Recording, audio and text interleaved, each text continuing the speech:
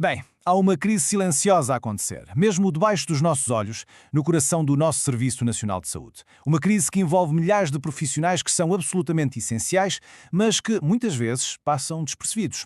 Só que sem eles, os hospitais pura e simplesmente paravam. Esta é a história da luta deles por dignidade, uma luta que, no fundo, nos afeta a todos. Olhem bem para esta frase. É de um técnico auxiliar de saúde, um TAS, e diz praticamente tudo. O problema aqui não é como talvez se pudesse pensar o salário, não é a falta de equipamento, não, é algo muito mais fundo, mais humano, é a perda de dignidade. E é este sentimento que está a levar profissionais completamente dedicados ao seu limite. Então, vamos lá tentar perceber isto. Para chegarmos à raiz deste sentimento, temos de fazer uma coisa. Entrar, metaforicamente, porta adentro dos serviços e ouvir as histórias que, normalmente, nunca saem das quatro paredes de um hospital. Pensem, por exemplo, num bloco operatório. É um mundo à parte, não é? Longe dos olhos do público e até de muitos outros colegas de outras áreas. A pressão lá dentro é imensa. E é neste ambiente mais isolado que, segundo as denúncias, se escondem e crescem alguns dos problemas mais graves. As queixas que chegam descrevem um padrão que é, no mínimo, preocupante. Profissionais que se sentem coagidos quando querem exercer o seu direito à greve. Horas extra que se acumulam num banco que nunca se sabe quando ou se vai ser possível gozar. Trabalho que é apresentado como voluntário, mas que passa a ser obrigatório sob ameaça. E atenção, isto não parece ser um caso aqui e outro ali. As fontes descrevem um padrão sistémico que parece feito de propósito para criar um ambiente de medo e toxicidade. E se pensam que a questão fica só pela exploração do tempo de trabalho, não. O desrespeito manifesta-se também, e talvez de forma ainda mais dolorosa, na completa desvalorização das suas competências. A prova disso? A atribuição de tarefas que não têm rigorosamente nada a ver com a área da saúde. É preciso ler isto com atenção. Limpar gabinetes de chefias, regar jardins, limpar teclados de administrativos, lavar a louça de toda a equipa. A palavra que estes profissionais usam para se descrever é forte, mas diz tudo. Sentem-se criados. Ora, isto não são funções de um profissional de saúde. São tarefas que servem apenas para humilhar e para reforçar uma hierarquia que é, no mínimo, tóxica. E esta pergunta é, basicamente, o ponto de viragem de toda esta questão. Já vimos a realidade do dia-a-dia, aquilo de que se queixam. A pergunta que se impõe é, mas então, o que é que diz a lei? Qual é, afinal de contas, o papel para o qual estas pessoas foram formadas e contratadas?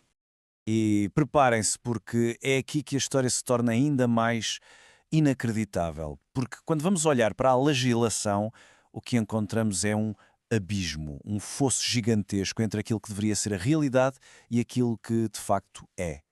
Ora bem, a lei existe e é recente. Foi em dezembro de 2023 que o Governo criou oficialmente a carreira especial de técnico auxiliar de saúde. Ou seja, o Estado reconheceu, preto no branco, que as funções deles são específicas, são distintas e são importantes. Está no papel. A grande questão é, por que é que o que está no papel não passa para a prática? O contraste é gritante. De um lado da tabela, a realidade de lavar a louça e regar jardins. Do outro, a função para a qual foram formados e que está na lei. Cuidar diretamente dos utentes, preparar material cirúrgico, assistir em cuidados médicos. São, literalmente, dois mundos que não se tocam. E para que não haja mesmo qualquer dúvida sobre a qualificação destes profissionais, fiquem com este número: 3.275. 3.275 horas. É esta a duração do curso oficial de qualificação. Isto não é um curso de fim de semana, é uma formação longa, técnica, científica. Estamos a falar de profissionais altamente qualificados, não de mão de obra que serve para tudo. Certo. Então, como é que é possível que uma carreira com um enquadramento legal tão claro, com uma formação tão exigente, acabe nesta situação? Onde é que o sistema está a falhar de forma tão redonda? Bem, a resposta parece estar na própria estrutura, no esqueleto de gestão do sistema. A pergunta central é mesmo esta. Porque isto não pode ser só um caso de má vontade de uma ou outra chefia. Tem de haver uma falha estrutural, sistémica, que permite que estes abusos não só aconteçam, como se perpetuem ano após ano. E essa falha, ao que tudo indica, reside numa anomalia. Uma anomalia única, mas absolutamente crucial na estrutura de gestão do Serviço Nacional de Saúde. O problema está em quem gera quem. Olhem com atenção para este quadro. É muito simples, mas revela tudo. Médicos são geridos por médicos, lógico.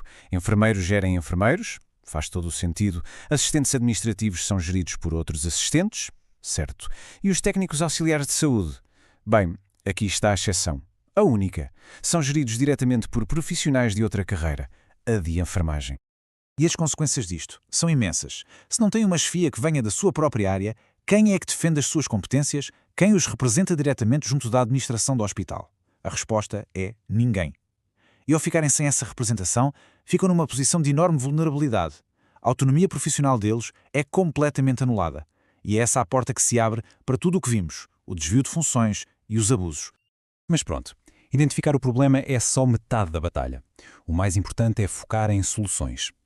E o interessante na análise que serve de base a isto é que não se fica só pela denúncia. Pelo contrário, propõe um caminho, uma solução construtiva para a mudança. A proposta que está em cima da mesa não é criar mais cargos ou mais burocracia. É, na verdade, uma mudança de paradigma muito simples. É dar a este grupo profissional a mesmíssima autonomia de gestão que todos os outros grupos profissionais já têm. É corrigir aquela anomalia que vimos há pouco. A solução, então, pode ser resumida em 4 passos.